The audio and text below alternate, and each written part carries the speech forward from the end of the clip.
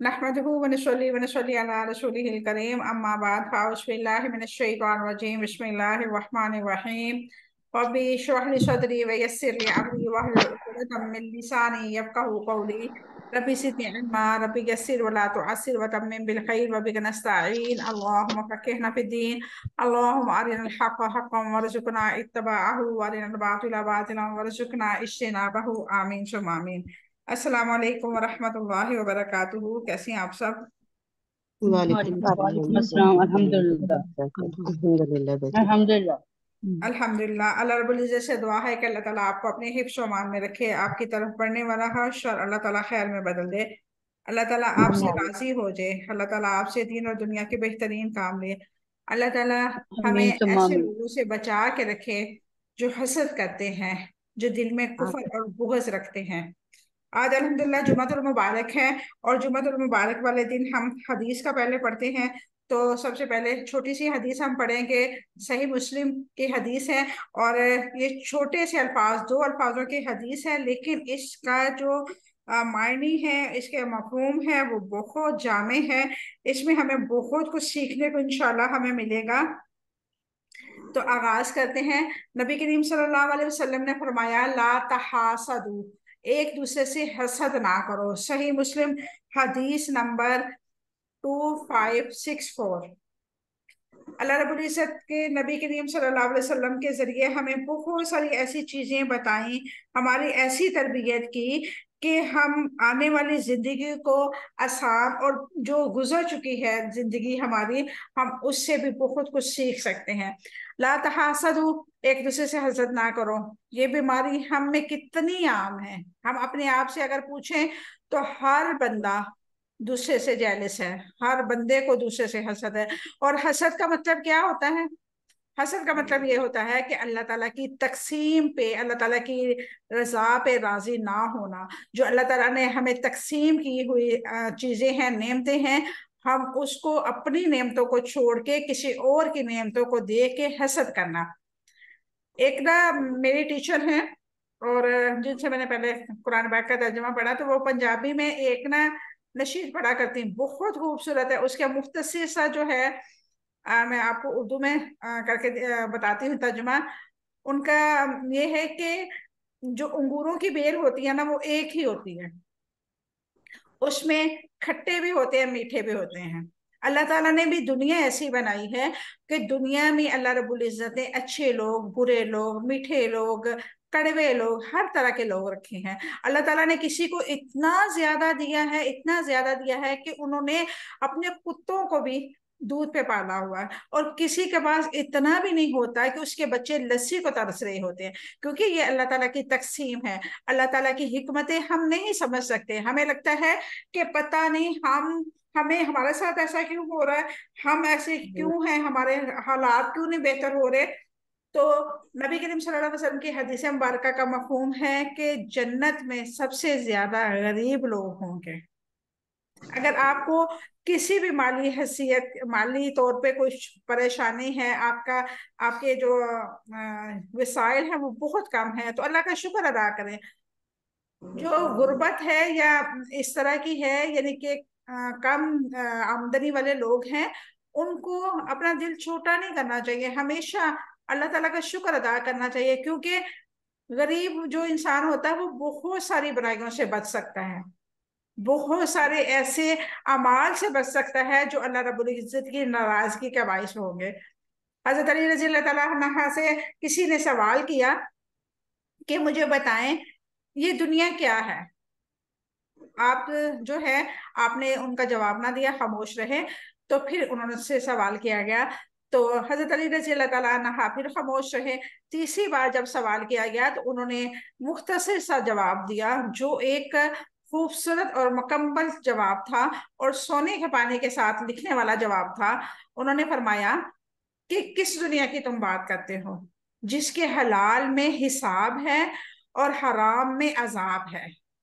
मुख्तसर सी बात की, लेकिन उसमें सभी कुछ आ गया कि अगर हमारे पास हलाल माल है, हमें अल्लाह रब्बुल इज्जत ने बहुत ज्यादा रिज़्क दिया है, तो अल्लाह रब्बुल इज्जत ने हमसे पूछना भी है اور اگر ہم حرام کما رہے ہیں تو اس کا عذاب ہے۔ تو اسی طرح اللہ رب العزت نے اگر کسی کو بہت سارے وسائل دیے ہیں، بہت زیادہ مال و دولت دی ہے، تو یہ مت وہ خوش ہو کہ اللہ رب العزت کی بہت ساری مجھ پہ نعمتیں ہیں۔ اللہ رب العزت نے اس کی ذمہ داریاں بھی اس قدر ہی وسیع رکھی ہیں، اللہ تعالیٰ نے اس پہ بہت زیادہ ذمہ داریاں ڈالی ہیں امت کی بھی۔ دیکھیں، جن کے پاس مال و دولت نہیں ہے، جن کے وسائل کم ہے، اور وہ اس پہ شکر ادا کرتے ہیں، تو اللہ رب العزت ان کو کیا ہے کہ اسی پہ خوش ہو کے جنت جو ہے، جنت کی خوشخبری الحمدللہ دے دے گا۔ لیکن جن کے پاس مال و دولت ہوگا اور وہ اس پہ اللہ کا حق نہیں نکالیں گے، اللہ کے بندوں کا حق نہیں نکالیں گے، تو کیا ہوگا؟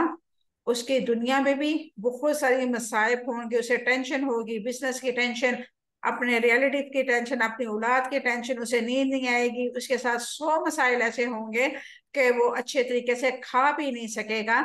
تو یہ ساری چیزیں کیا ہوتی ہیں؟ اللہ تعالیٰ کی طرف سے سگنل ہوتا ہے کہ جو مال میں نے تمہیں دیا ہے اللہ کے راستے پہ تم خرچ نہیں کر رہے، تو اس کا کیا ہے؟ اللہ تعالیٰ دنیا میں بھی چھوٹے چھوٹے اس کو عذاب بھیجتا ہے تاکہ اس کو عقل آ جائے اور وہ اس چیزوں سے ہٹ جائے۔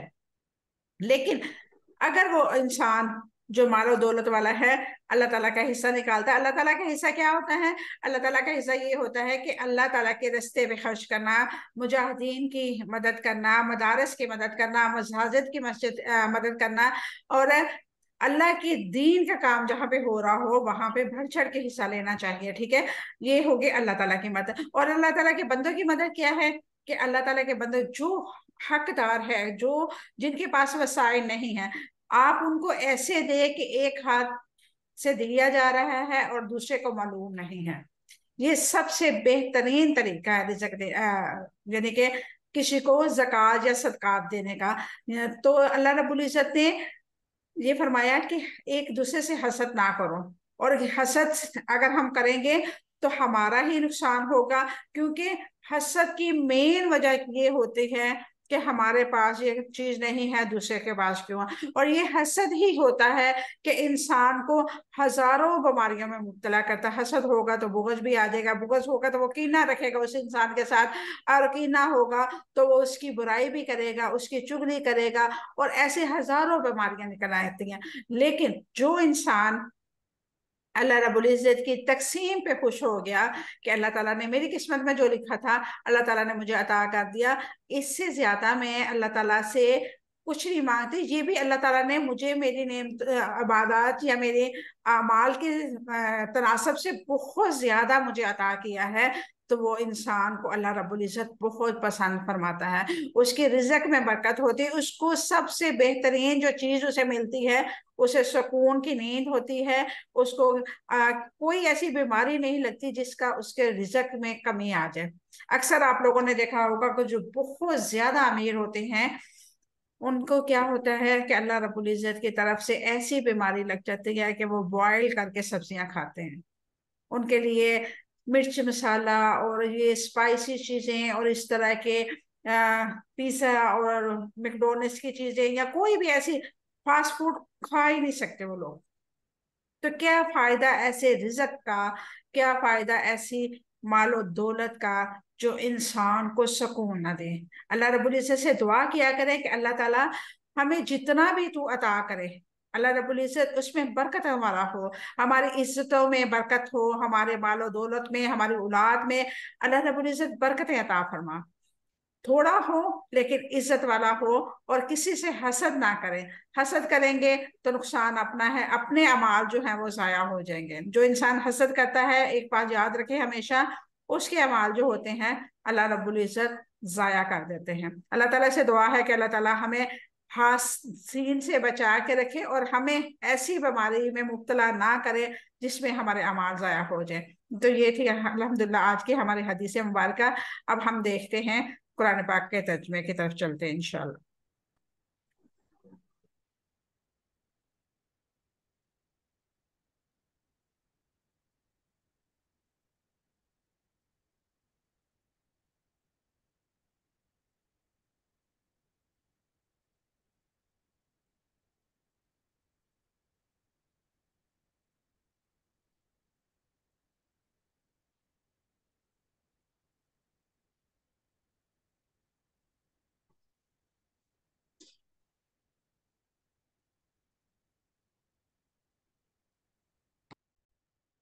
اعوذ باللہ من الشیطان الرجیم، بسم اللہ الرحمن الرحیم۔ آج ہم آیت نمبر 50 51 پڑھیں گے انشاءاللہ، اور 52 دیکھیں گے ساتھ میں، 3 آیات دیکھیں گے انشاءاللہ۔ اور اللہ رب العزت حضرت موسیٰ علیہ السلام کا ذکر فرما رہا، اور بنی اسرائیل کے بارے میں بتا رہا ہمیں کہ کس طرح ہم نے بنی اسرائیل والوں کو نجات دلائی حضرت آل فرعون سے، ٹھیک ہے، اور حضرت موسیٰ علیہ السلام نے کس طرح اپنی قبیلے کو لے کے کس طرح دریا پار کیا، سمندر کو اللہ رب العزت نے پھاڑ دیا۔ یہ آج ہم انشاءاللہ پڑھیں گے۔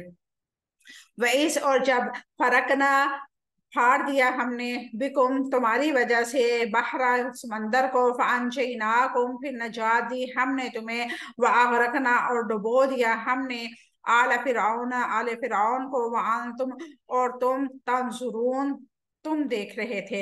وَإِذْ، اور جب وعدنا میعاد مقرر کی ہم نے موسیٰ سے، یعنی کہ وعدہ لیا اللہ رب العزت نے 40 لیلتن راتوں کا، ثم پھر اتخذتم تم نے پکڑ لیا عجلا بچڑے کو، من بعدہ اس کے بعد، وانتم اور ہو تم ظالمون ظلم کرنے والوں میں سے، ثم پھر عفونا معاف کر دیا ہم نے عنکم تمہیں، من بعد ذالک اس کے، لعلکم تاکہ تم تشکرون تم شکر کرو۔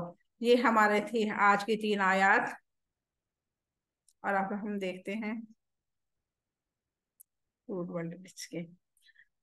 فرقنا پھاڑ دیا ہم نے، فاقا اس کا روٹ ورڈ ہے، البحر سمندر، بحارا اس کا روٹ ورڈ ہے، فانجینا کو پھر نجات دی ہم نے تمہیں، نون جیم واو اس کا روٹ ورڈ ہے، وَأَغْرَقْنَا اور ڈبو دیا ہم نے، غین را کاف اس کا روٹ ورڈ ہے، تنظرون تم دیکھ رہے تھے، نون سوارا اس کا روٹ ورڈ ہے، وعدنا میعاد مقرر کی ہم نے، عین دال اس کا روٹ ورڈ ہے، 40 رابعین اس کا روٹ ورڈ ہے، لیلتن راتوں کی، لام یا لام اس کا روٹ ورڈ ہے، اتخذتم پکڑ لیا تم نے، حمزہ خازا اس کا روٹ ورڈ ہے، اجلا بچھڑے کو، عین جیم لام اس کا روٹ ورڈ ہے، عفونا معاف کر دیا ہم نے، عین فاوا اس کا روٹ ورڈ ہے، تشکرون تم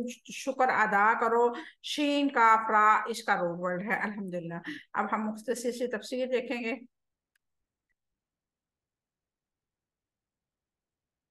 وَإِذْ فَرَقْنَا بِكُمُ الْبَحْرَ فَأَنْجَيْنَاكُمْ وَأَغْرَقْنَا آلَ فِرْعَوْنَ وَأَنْتُمْ تَنْظُرُونَ، اور اس وقت کو یاد کرو جب تمہاری وجہ سے ہم نے سمندر کو پھاڑ دیا، پھر ہم نے تمہیں نجات دی، اور ہم نے آل فرعون کو غرق کر دیا اور تم دیکھ رہے تھے۔ وَإِذْ فَرَقْنَا بِكُمُ الْبَحْرَ فَأَنْجَيْنَاكُمْ وَأَغْرَقْنَا آلَ فِرْعَوْنَ وَأَنْتُمْ تَنْظُرُونَ، اور اس وقت کو تم یاد کرو تمہاری وجہ سے سمندر کو پھاڑ دیا۔ اس کی وضاحت کرے، وَإِذْ فَرَقْنَا بِكُمُ الْبَحْرَ، اس کی وضاحت یہ ہے کہ اس وقت جب تمہاری وجہ سے ہم نے سمندر کو پھاڑا، اللہ رب العزت نے اسی بار میں فرمایا، وَلَقَدْ أُوحِيَ إِلَى مُوسَىٰ أَنْ أَسْرِ بِعِبَادِي فَاضْرِبْ لَهُمْ طَرِيقًا فِي الْبَحْرِ يَبَسًا لَا تَخَافُ دَرَكًا وَلَا تَخْشَىٰ، اور ہم نے موسیٰ کی طرف وحی کی کہ رات کے وقت میرے بندوں کو لے کے نکلو، پھر ان کے لیے سمندر کو سوکھا راستہ بنا دیا، نہ تم تاکوں کا خوف کھاؤ اور نہ تم ڈرتے رہو۔ توحہ آیت نمبر 77، یعنی کہ اللہ رب العزت نے حضرت موسیٰ علیہ السلام کو وحی کی کہ رات کے وقت تم اپنے لشکر کو لے کے، یعنی کہ نیک لوگوں کو لے کے سمندر کی طرف نکل پڑو، اور سمندر کو اللہ رب العزت نے خشک بنا دیا، اور ان کو کہا کہ تم تعقب کا خوف نہ کرنا کہ تمہارے پیچھے آل فرعون والے آ رہے ہیں، اور نہ تمہیں کوئی ڈر لگے، کیونکہ اللہ رب العزت تمہارے ساتھ ہے۔ سیدنا موسیٰ علیہ السلام نے جب بنی اسرائیل کو لے کے مصر سے لے کر نکلے، تو فرعون اور اس کے لشکروں نے ان کا پیچھا کیا۔ اس وقت دائیں بائیں پر بیچ پہاڑوں کا سلسلہ تھا، پیچھے لشکر تھا، سامنے سمندر تھا، اور سیدنا موسیٰ علیہ السلام کو حکم دیا کہ سمندر پر اپنا عصا ماریں۔ شعراء آیت نمبر 63۔ یہاں پہ امیجن کریں آپ ایسی سچویشن میں پھنسے ہوں، آپ کے ارد گرد کوئی رستہ نہ ہو، آگے بھی کچھ دکھائی نہ ہو دے رہا ہو، پیچھے خوف ہو، تو اس وقت ہم کیا کرتے ہیں؟ اس وقت ہم کیا کرتے ہیں؟ ہم ہمت ہار کے بیٹھ جاتے ہیں. لیکن اللہ رب العزت نے ہمیں یہاں پہ ایک سلسلہ دکھا رہے ہیں، ایک وصیت فرما رہے ہیں کہ اگر ایسی سچویشن ہو تو کیا کرو؟ اپنے رب پہ یقین کرو، اور رب پہ توکل کرتے ہوئے، اس پہ یقین کرتے ہوئے، جیسے اس نے نبیوں پیغمبروں کی مدد کی ایسے تمہاری بھی مدد فرمائے گا وہ ضرور. لیکن کیا ہے کہ یقین ویسا ہونا چاہیے. اللہ پہ توکل کر کے ہر کام پہ اللہ کو سپرد کر دینا چاہیے. جب حضرت موسیٰ علیہ السلام نے عصا مارتے ہی سمندر کے 2 حصوں میں تقسیم ہو گیا اور پانی کے عین درمیان میں خشک رستہ بن گیا. فانجینا کو، پھر ہم نے تمہیں نجات دی. اللہ تعالیٰ نے انہیں نجات دی، یعنی انہیں آل فرعون سے چھڑا لیا. بنی اسرائیل تو سمندر سے آرام سے گزر گئے. فرعون اور آل فرعون کو اللہ رب العزت نے غرق کر دیا. وَأَغْرَقْنَا آلَ فِرْعَوْنَ وَأَنْتُمْ تَنظُرُونَ، اور ہم نے آل فرعون کو غرق کر دیا اور تم دیکھ رہے تھے. فرعون نے جب پیچھا کیا تو سمندر کے بیچ پہنچ کر سمندر کو آپس میں ملا دیا اللہ رب العزت نے، اور اس کا لشکر جو تھا وہ ڈوب گیا. اللہ تعالیٰ نے شروع میں قدم رکھتے ہوئے ان پانی کو حکم نہیں دیا کہ آپس میں مل جاؤ. جب لشکر درمیان میں پہنچ گیا، نہ وہ آگے جا سکتا تھا نہ وہ پیچھے جا سکتا تھا. اللہ رب العزت نے بیچ میں ان کو بلا کے وہاں پہ ان کو غرق کیا، تاکہ ان کے جن کو کسی کو اگر تیرنا آتا ہے تو وہ تیر بھی نہ سکے. اللہ رب العزت کی حکمتیں ہمیں بہت کم سمجھ آتی ہیں، لیکن جن لوگوں کو اللہ رب العزت کی حکمتیں سمجھ آ جاتی ہیں تو وہ اللہ رب العزت کا ہمیشہ احسان مند ہوتے ہیں. وَأَغْرَقْنَا آلَ فِرْعَوْنَ وَأَنْتُمْ تَنظُرُونَ، اور ہم نے آل فرعون کو غرق کر دیا، تم دیکھ رہے تھے. پیچھے فرعون جب پیچھے سمندر فرعون نے جب پیچھا کیا تو سمندر بیچ میں تھا، میں پہنچ کے آپس میں ملا دیا، ان کا لشکر ڈوب گیا. اللہ رب العزت نے فرمایا فَأَتْبَعَهُمْ فِرْعَوْنُ بِجُنُودِهِ فَغَشِيَهُمْ مِنَ الْجِنِّ مَا غَشِيَهُمْ. پھر فرعون نے اپنے لشکروں کے ساتھ ان کا پیچھا کیا، پھر ان کو سمندر میں ڈھانپ لیا جیسے کہ ڈھانپ لیا. طٰہٰ آیت نمبر 78. فرعون کو غرق ہوا اس دن سیدنا موسیٰ علیہ السلام نے کیسے شکر ادا کیا. سیدنا موسیٰ علیہ السلام ہر سال محرم کی 10 تاریخ کو روزہ رکھتے تھے. رسول اللہ صلی اللہ علیہ وسلم جب مدینہ آئے تو آپ صلی اللہ علیہ وسلم نے یہودیوں کو 10 محرم کا روزہ 10 محرم کی تاریخ کا روزہ رکھتے دیکھا تو ان سے پوچھا کہ اس دن روزہ کیوں رکھتے ہو؟ تو انہوں نے کہا کہ یہ خوشی کا دن ہے، اس دن اللہ تعالیٰ نے یہودیوں کو ان کے دشمنوں سے نجات دی تھی. سیدنا موسیٰ علیہ السلام نے شکرانے کے طور پر روزہ رکھا تھا. تو رسول اللہ صلی اللہ علیہ وسلم نے فرمایا موسیٰ علیہ السلام کی سنت کا میں تم سے زیادہ حقدار ہوں. آپ صلی اللہ علیہ وسلم نے عاشورہ کا دن کا روزہ خود بھی رکھا اور دوسروں کو بھی اس کا روزہ رکھنے کا حکم دیا. ابن ماجہ. یہاں پہ ایک آپ لوگوں کو بتا دوں، عاشورہ کا روزہ جو ہوتا ہے وہ 9-10 محرم کا ہوتا ہے. ایک روزہ نہیں ہم رکھ سکتے، کیونکہ نبی کریم صلی اللہ علیہ وسلم کی اسی حدیث کے آگے جو تفصیل ہے وہ یہ ہے کہ نبی کریم صلی اللہ علیہ وسلم نے اس حدیث کا مفہوم میں آتا ہے کہ نبی کریم صلی اللہ علیہ وسلم نے فرمایا کہ حضرت موسیٰ علیہ السلام کی میں زیادہ پیروکار ہوں، میں زیادہ ان کی سنت کو فالو کرتا ہوں، اس لیے ہم کیوں حضرت موسیٰ علیہ السلام نے ایک روزہ رکھا ہم 2 رکھیں گے، کیونکہ ہماری مشابہت جو ہے یہودیوں کے ساتھ نہ ہو. اس لیے 9-10 محرم کا روزہ جو ہے عاشورہ کا روزہ نبی کریم صلی اللہ علیہ وسلم نے خود بھی رکھا اور اپنی امت کو بھی حکم دیا ہے، اور اس کی بہت زیادہ فضیلت اللہ رب العزت نے بتائی ہے. وَأَنْتُمْ تَنظُرُونَ کے الفاظ کو اللہ تعالیٰ نے انسانی شعور کو کیسے بیدار کیا. اللہ تعالیٰ نے انسانی شعور کو اپنے مقام پہ پھٹکتے ہوئے سمندر کے درمیان میں لجا کر کھڑا کر دیا اور یہ سوال کر کے چھوڑ دیا کہ کیا تمہیں دیکھتے دیکھتے فرعون کو ڈبو نہیں دیا. اللہ تعالیٰ نے اپنی قدرت کا احساس دلایا. جو لوگ رب کے احکامات کے سامنے بڑے بنتے ہیں، اللہ تعالیٰ کے لشکر پانی کے سامنے کیسے بے بس ہو جاتے ہیں. اللہ اکبر. وَوَعَدْنَا مُوسَىٰ 40 لَيْلَةً ثُمَّ اتَّخَذْتُمُ الْعِجْلَ وَأَنْتُمْ تَنظُرُونَ. اور تم یاد کرو جب موسیٰ علیہ السلام کو 40 راتوں کی میعاد کا مقرر کیا، پھر اس کے بعد تم نے بچھڑے کو پکڑ لیا اور تم نے ظلم کرنے والوں میں سے تھے. اس میں وَوَعَدْنَا مُوسَىٰ 40 اور اس وقت کو یاد کرو جب ہم نے موسیٰ علیہ السلام کو 40 راتوں کے میعاد مقرر کیا.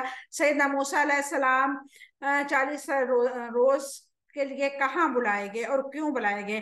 اللہ تعالیٰ نے سیدنا موسیٰ علیہ السلام کو 40 روز کے لیے کوہ طور پر بلایا اور شریعت کے احکامات یعنی اپنی کتاب عطا کی. ثم اتخذوا العجل من بعدہ وانتم ظالمون. پھر انہوں نے اس کے بعد بچھڑے کو پکڑ لیا اور تم نے ظلم کیا. سیدنا موسیٰ علیہ السلام کو کوہ طور پر جانے کے بعد یہ کیسے ممکن تھا کہ بنی اسرائیل کو کوئی معبود بنا دے؟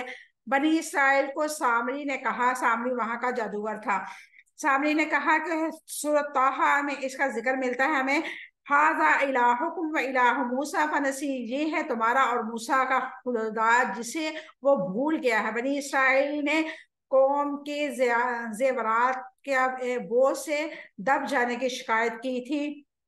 سامری نے کہا یہ سب مجھے دے دو. سب سونا چاندی اکٹھا کر لیا، اس کو پگھلا لیا، پھر اس کو بچڑا کی شکل دے دی جس میں آواز آتی تھی. یہاں پہ آپ لوگ ایک اور مفسرین نے قرآن پاک میں لکھا ہے، اس کی تفسیر تھوڑی سی میں آپ لوگوں کو بتا دوں کہ جو سامری تھا اس نے حضرت جبرائیل امین جو تھے اس وقت حضرت موسیٰ علیہ السلام کے پاس وحی لے کے آئے، تو ان کے جو جس وہ براق پہ آتے تھے اس کی قدموں کی مٹی اس سامری نے اٹھا لی تھی. اس نے دیکھ لیا تھا اور اس نے اٹھا لی تھی. مفسرین یہ بھی لکھتے ہیں کہ انہوں نے اس مٹی کو جو تھا وہ سونے کا بچڑا بنایا، اور سونے کا بچڑا بنانے کے بعد اس مٹی جو تھی وہ اس کے اندر ڈال دی، یعنی کہ جب شکل بنا رہے تھے وہ مٹی اس کے اندر ڈال دی. تو وہ مٹی کی وجہ سے جو تھی براق کے قدموں کی مٹی تھی، اس کی وجہ سے وہ آواز نکلتی تھی. اس میں سامری جادوگر کا کوئی کمال نہیں تھا. تو بنی اسرائیل والے ان کے گرد چکر کاٹنے لگے، اس سے برکتیں مانگنے لگے. یہود نے بچھڑے کو کیسے معبود بنا لیا؟ بنی اسرائیل کے اندر گاؤں پرستی کی بیماری ہمسایہ قوموں سے آئی تھی. بنی اسرائیل کی ہمسایہ قوموں میں گائے کی پوجا کی بیماری پھیلی ہوئی تھی. مصر اور کنعان میں ان کا رواج عام تھا. بنی اسرائیل جب غلام بن کر گئے تو آہستہ آہستہ انہوں نے اپنے حکمرانوں سے یہ گائے پرستی کی بیماری لے لی. اسی وجہ سے جب سامری نے بچھڑے کی صورت بنائی تو انہیں کچھ عجیب نہیں لگا. وَأَنْتُمْ تَنْظُرُونَ، اور تم ظلم کرنے والوں ہو. اس کی وضاحت کیا ہے؟ یعنی کہ شرک کرنے والوں. اللہ رب العزت نے فرمایا اِنَّكُمْ ظَلَمْتُمْ أَنفُسَكُمْ بِاتِّخَاذِكُمُ الْعِجْلَ، یقیناً تم نے بچھڑے کو پکڑنے کی وجہ سے اپنی جانوں پر ظلم کیا، یعنی کہ تم عبادت کو اس کے صحیح مقام پر نہیں رکھا. اللہ رب العزت نے تمہیں اپنے لیے پیدا کیا تھا، تم نے بچھڑے کی عبادت شروع کر دی. تم پر حجت قائم ہو گئی تھی، تم جانتے تھے کہ تم نے بچھڑے کو معبود بنا کے گناہ کیا ہے. ثم عفونا عنکم من بعد ذلک لعلکم تشکرون، اور پھر اس کے بعد ہم نے تمہیں معاف کر دیا تاکہ تم شکر ادا کرو. ثم عفونا عنکم من بعد ذلک، پھر ہم نے اس کے بعد تمہیں معاف کر دیا. اور اللہ تعالیٰ نے کس گناہ کی پر بنی اسرائیل کو معاف کر دیا؟ اللہ تعالیٰ نے بچھڑے کی پرستش جیسا گناہ اور جرم معاف کر دیا، اور اس کی توبہ پر یہ شرط رکھی کہ تم ایک دوسرے کو قتل کرو گے، جیسے کہ اللہ رب العزت نے فرمایا فَتُوبُوا إِلَىٰ بَارِئِكُمْ فَاقْتُلُوا أَنفُسَكُمْ، لہٰذا تم اپنے پیدا کرنے والے کی طرف توبہ کرو اور اپنے آپ کو قتل کرو. البقرہ آیت نمبر 54. لعلکم تشکرون، تاکہ تم شکر کرو. اللہ تعالیٰ نے شرک کو کیوں درگزر کیا تھا؟ اللہ تعالیٰ نے اس لیے شرک کو درگزر کیا تاکہ لوگ معافی ملنے پر شکر ادا کریں. امام رحمہ اللہ نے فرمایا کہ احسان قدر شناسی اور اس کی زبان کا اقرار شکر کہلاتا ہے. یعنی کہ جب انسان کو احساس ہو جائے کہ مجھ پہ کسی نے احسان کیا ہے تو اس کی زبان سے شکر گزاری کے الفاظ نکلتے ہیں. اللہ تعالیٰ کی نعمتوں کا اعتراف کر کے اس کا اظہار کرنا شکر گزاری ہے. اور اللہ رب العزت ایسے لوگوں کو بہت پسند کرتا ہے جو اس کی نعمتوں پہ شکر ادا کرتے ہیں اور اس کی کسی بھی آزمائش پہ اللہ کی رضا سمجھ کے اس کو قبول کرتے ہیں اور اس کی رضا میں راضی رہنے کی کوشش کرتے ہیں اور اس پہ صبر کرتے ہیں. اللہ رب العزت سے دعا ہے کہ اللہ تعالیٰ ہمیں استقامت عطا فرمائے. اللہ رب العزت ہمیں بھی ایسا بنا دے کہ ہم بھی اللہ تعالیٰ کے شکر گزار بندوں میں شمار ہمارا ہو جائے اور ہم ہر آزمائش، ہر تکلیف پہ اللہ کی رضا کی خاطر صبر کرنا سیکھ لیں۔ آمین ثم آمین۔ وآخر دعوانا ان الحمد للہ رب العالمین۔ سبحان ربک رب العزت عما یصفون وسلام علی المرسلین والحمد للہ رب العالمین۔ السلام علیکم ورحمۃ اللہ وبرکاتہ۔